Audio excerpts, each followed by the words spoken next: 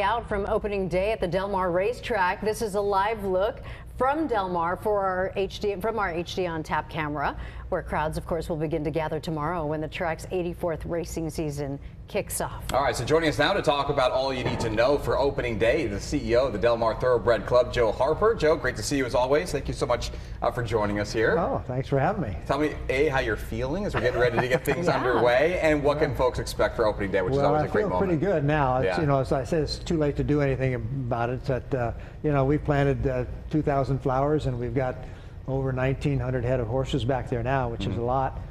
They've been out on the track for the last few days. The track looks great. They're going over it right, and everything looks pretty good for the party to start tomorrow. It takes a lot of preparation. You know, opening day tickets already sold out. What can people expect as far as events going on tomorrow for people who don't go? We know about the hats, we know about everything else, but there's a lot of things going on even outside of opening day, during the weekend, and then of course during the season. You're right. Yeah, there's, you know, we found that keeping that party atmosphere going is the best thing, and people enjoy it. So yeah, there'll be wine tastings and beer tastings and tacos Tuesdays or something like that, or not on Tuesday. And there's Taste of New Orleans, and there's donut days. So about every day there's something going on the weekend especially. When you look forward to tomorrow being opening day and the next couple of days especially, is there any specific races or horses you're looking toward to be particularly exciting? And for folks maybe who don't bet a lot or want to go out there, anything they should know? Do you have any hot tips to share with us? I'm probably the last guy you want to ask for tips. I haven't had a winner since Seabiscuit.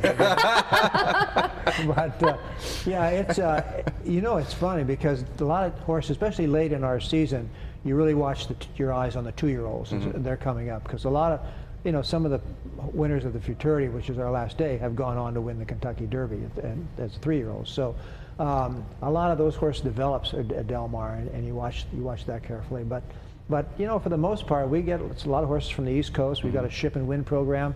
So if you're sitting in Saratoga board and you got a horse that's got a race, we'll pay your way $5,000 to get your horse out there, and 30% bonus on anything you'd win. So that's been very successful for us. And I'm not sure Saratoga likes it. I was just going to say, last season obviously featured the highest ever daily average wagering, and of course the prize money seen in California. Do you think we could see records broken this year again?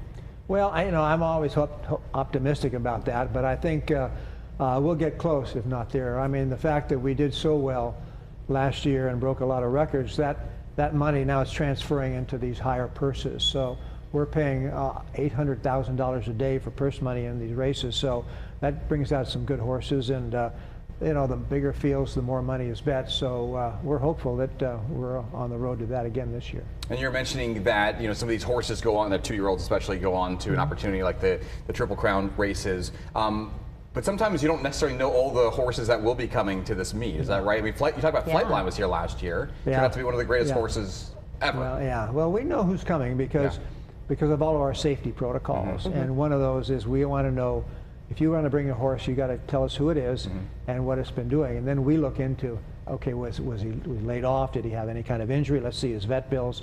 And so with those safety protocols in place, and we went out and hired a whole bunch of veterinarians about 4 years ago to keep their eye, 5 years, to keep their eye in the morning. 1,900 head of horses, they all come out on that track in the morning. We want to see them, you know, how do they, okay, they're a little off in the behind, then the vet can call the trainer and we'll decide whether or not we let that horse. Anything else done to the track itself? Because obviously horse safety has been an increasing issue, as we've seen in other tracks, especially and here and the at home type as of well. track. Yeah, it's, you know, the track has been very, a number of years ago when we were concerned about this is a number that we weren't going to live with. We spent about $5 million to, it's kind of like taking your carpet and shaking it and putting it back down. The base was redone, the cushion was redone, and it was a lot more forgiving track. And I think that was one of the main reasons, and then keeping the right horses on that track. So we've been good. I mean, right away there was like a 70% reduction in horse breakdowns in California alone. So, and then when Horse Racing Integrity Safety Act was passed, which we were all praying it would, now we have oversight. I never thought I'd be glad to get government oversight, but we got it, and that's all the other tracks in the country now are going to have the same kind of protocols and safety things that we have. So I think you'll see a nationwide reduction, considerable, in those injuries. So many preparations underway, especially when it comes to those horses. Yeah. Let's hope that's the case too, Joe. Thank you so much, and good luck opening day tomorrow. Thanks. Have a great time out there. It's always a great And don't bet time. on Seabiscuit. I don't think it's raining tomorrow. No, I don't think either. Thank you so much. Thank you for that. For more information on opening day, just head over to our website, fox5sandiego.com. Click on the Scene on Fox 5 tab.